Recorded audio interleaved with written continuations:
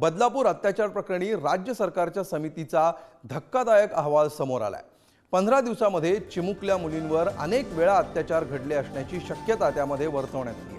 मुलींना गंभीर जखमा झाल्याचं या अहवालामध्ये नमूद करण्यात आलंय। आरोपीला कोणतीही पार्श्वभूमी न तपासता कामावर घेण्यात आलं। शाळेच्या आवारात आणि स्वच्छतागृहामध्ये कोणालाही प्रवेश मिळत होता असं देखील या अहवालातून समोर येतं।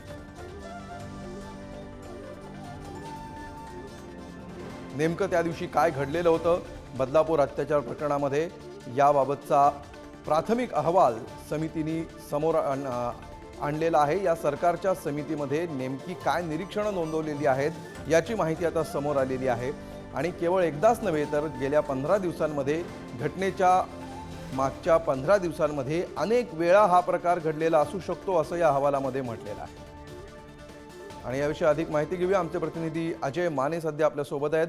अजय, काय काय महत्त्वाची निरीक्षणं या अहवालातून समोर आली आहेत? खरं तर खूप धक्कादायक निरीक्षणं जी आहेत या संपूर्ण अहवालातून समोर आलेली आहेत। पण सगळ्यात महत्त्वाचं निरीक्षण म्हणजे ज्यावेळेस आयनकडून जी पालकांची चौकशी करण्यात आली होती त्यावेळेस त्यांना विचारण्यात आलं की तुमच्या मुली 2-2 तास सायकल चालवतात का? ह्याचं मूळ कारण कसं होतं की आपल्या हायमन जे आहेत या दोन्ही चिमुरड्यांचं फाटलेलं पाहायला मिळालं आणि तेही 1 इंच एवढा हायमन जे ते फाटलेलं पाहायला मिळालं।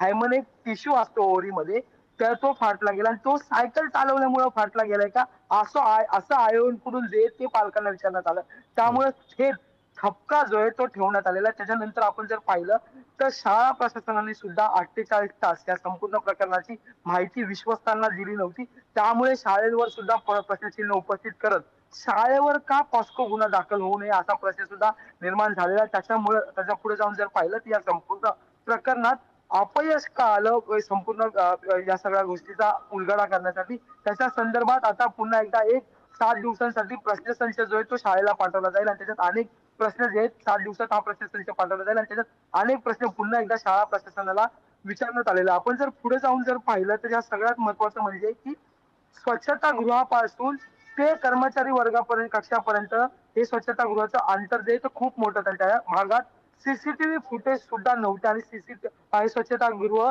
एकदम दुर्जन भागात आहे असं सुद्धा म्हणण्यात आलेलं आहे। त्याच्या हो, पुढे आपण जर जाऊन पाहिलं तर या सगळ्या प्रकरणी आता वेगवेगळे विषय समोर येताना आणखी एक महत्वाचा मुद्दा आहे की जो आरोपी आहे त्याची कोणतीही पार्श्वभूमी जी आहे ती शाळा प्रशासनाकडून तपासण्यात आली नव्हती आणि त्यांना आउटसोर्स केलं होतं एजन्सीद्वारे। म्हणजे कुठल्याही त्याची मागची पार्श्वभूमी काय, त्यांनी याआधी कुठे काम केलं, कुठली गुन्ह्याची नोंद आहे का, या संदर्भात कुठलीही चौकशी न करता शाळेने त्याला कंत्राटी कर्मचारी म्हणून कामावर जे ते ठेवण्यात आलं होतं। ह्यात सगळ्यात महत्वाचं म्हणजे की ह्या दोन्ही चिमुरड्यांचा हायमेन 1 इंच एवढं फाटलेलं आहे आणि त्याच्यानंतर आयनकडून पालकांना विचारण्यात आलं की तुमच्या मुली 2-2 तास सायकल चालवतात आणि हा प्रश्न खरं तर असंवेदनशील आहे असं सुद्धा म्हटलं गेलं आणि त्याच्यासमोर असंच म्हटलं गेलंय की ज्या वेळेस पालकांसमोर या संपूर्ण चौकशीसाठी पालकांची विचारपूस केली त्यावेळेस संवेदनशीलता आणि ज्ञान कमी आहे असं एकंदरीत संपूर्ण निश्चितपणे अजय, असे अहवालात अनेक महत्त्वाची निरीक्षणं आहेत, धक्कादायक आहेत। तुम्ही आमच्याबरोबर असेच उपस्थित राहा।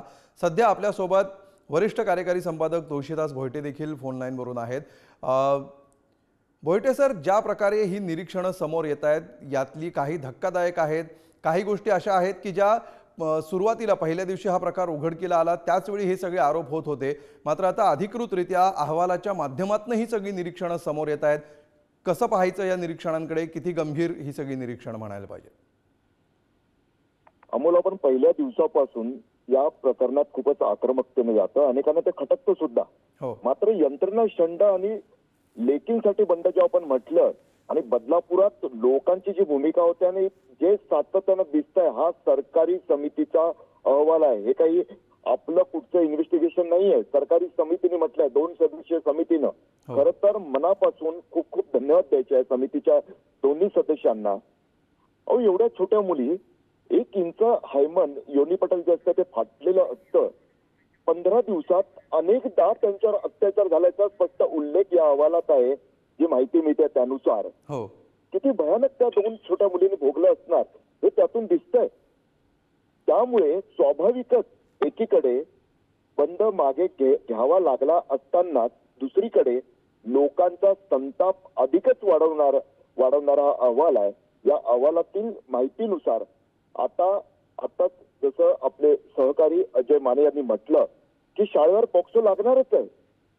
तशाही बातम्या दुपारी आलेल्या. मात्र या प्रकरणातील केवळ मुख्याध्यापिका, केवळ शिक्षिका नव्हे तर ट्रस्टींपासून सर्वांवरच कडक कारवाई आवश्यक आहे असं वाटतं. कारण या अहवालात जे दिलेलं आहे त्यानुसार वर्गापासून स्वच्छतागृह सुद्धा काही अंतरावर आहेत.